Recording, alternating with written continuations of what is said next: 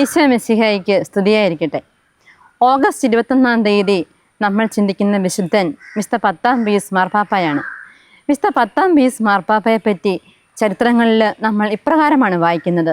വളരെ ചെറുപ്പം മുതലേ ഓർമ്മശക്തിയും ഓജസ്സുമുള്ള നല്ല കുട്ടിയായിരുന്നു. വീണ്ടും സെമിനാരി കാലഘട്ടങ്ങളിൽ മാർപ്പാപ്പയെ പറ്റി ഇപ്രകാരം അധികാരികൾ രേഖപ്പെടുത്തിയിരിക്കുന്നു.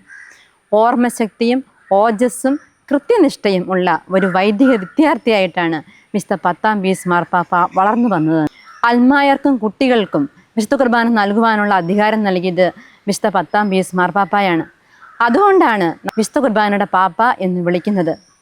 വീണ്ടും ചാക്രിക ലേഖനങ്ങളിലൊക്കെ നമ്മൾ വായിക്കുന്നുണ്ട്, സക്രാരിയിലെ യേശുവിൻ്റെ സാന്നിധ്യം ഒരു കാന്തിക ധ്രുവം പോലെ ആയിരിക്കണം. ആ ദിവ്യ സ്നേഹത്തിൽ ആകൃഷ്ടരായി അനേകം ആത്മാക്കൾ അതിലേക്ക് ആകർഷിക്കപ്പെടണം. സക്രാരിയിലെ യേശു നിങ്ങൾ അവിടുത്തോടൊപ്പം ആയിരിക്കുന്നതിന് ആഗ്രഹിക്കുന്നുണ്ടെന്ന് മറക്കാതിരിക്കുക. 10 പീസ് മാർപ്പാപ്പായുടെ തിരുനാൾ ആഘോഷിക്കുന്ന ഈ ദിവസം വിശുദ്ധ കുർബാനയെപ്പറ്റി നമുക്ക് കൂടുതലായിട്ട് ചിന്തിക്കാം.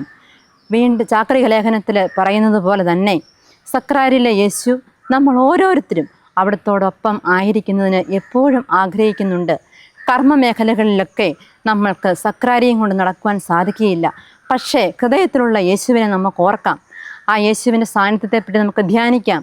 ഒരു നിമിഷം ലോകം മുഴുവനുമുള്ള എല്ലാ ദേവാലയങ്ങളിലും സന്നിഹിതനായിരിക്കുന്ന ഈശോയ്ക്ക്, പരിശുദ്ധ പരമദീപികാരുണ്യ ഈശോയ്ക്ക് എന്നേരവും ആരാധനയും സ്തുതിയും ഇടയ്ക്കെല്ലാം അർപ്പിക്കാൻ വിശുദ്ധ 10 പീസ് മാർപ്പാപ്പയുടെ ഈ ഓർമ്മദിനം നമുക്ക് കാരണമാകട്ടെ. എല്ലാവർക്കും നന്ദി.